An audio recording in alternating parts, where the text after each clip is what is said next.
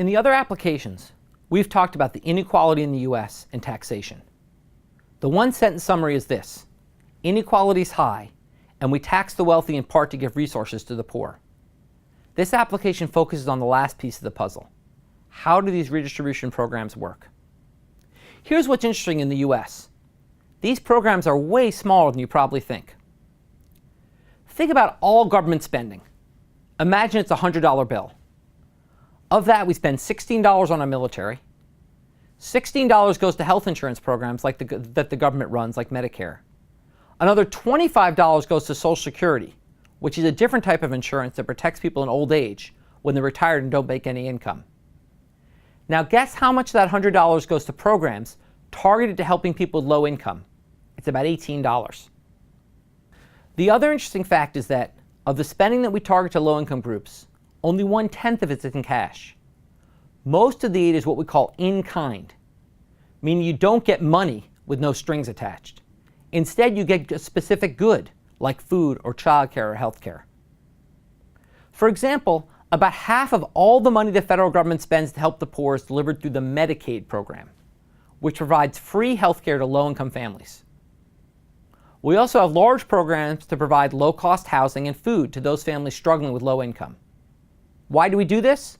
Why not just give them money to buy housing and food? Remember our discussion of food stamps way back at the start of the course. Policymakers worry that if we just give folks cash, they'll spend it on the wrong things, drugs or alcohol, instead of food or housing or medical care. Another reason? The private market may not be the welfare maximizing way to deliver the good. We already learned about how monopoly power may make the market economy less efficient. It leads to high prices and low quantities. And the next set of lectures will talk about other reasons. There are many ways for markets to fail.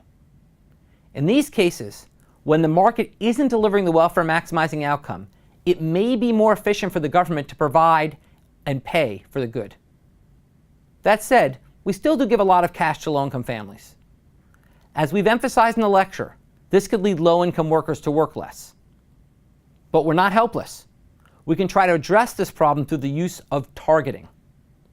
That is, what we showed in the lecture is that the problem with redistribution is that folks may work less hard. But at the same time, there are other folks who couldn't work even if they wanted to. They simply don't have the skills or opportunities. What if we could identify only those who couldn't work otherwise, with or without the government intervention? Then we could safely redistribute to them. We could help them out with more money without distorting their labor supply, since they wouldn't work anyway. That is, if we could identify this group, we'd have a much less leaky bucket from distributing to them. So we try to find things that show that people are truly needy. For example, one of the largest redistribution programs in the U.S. is the Supplemental Security Income, or SSI. This provides cash payments to people, including children, who are very low income and too disabled to work or function well in school.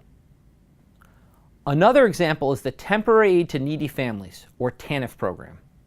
This provides aids mostly to families where there's only one earner with kids, who will be struggling with trying to make a living while paying the cost of childcare. Another approach, besides in-kind and targeting, is to explicitly tie redistribution to work effort. That is, some low-income programs will only pay you benefits if you have or are looking for work. And maybe the most successful low-income cash transfer program in the U.S. is the Earned Income Tax Credit, or EITC. This program pays you to work if you're low income. That is, for low-income workers, for every dollar you earn, you get an extra 40 cents from the government.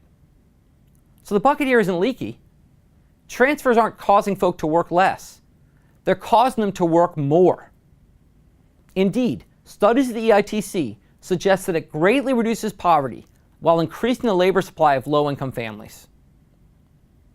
Now, we can't just rely on the EITC, since some people can't work at all.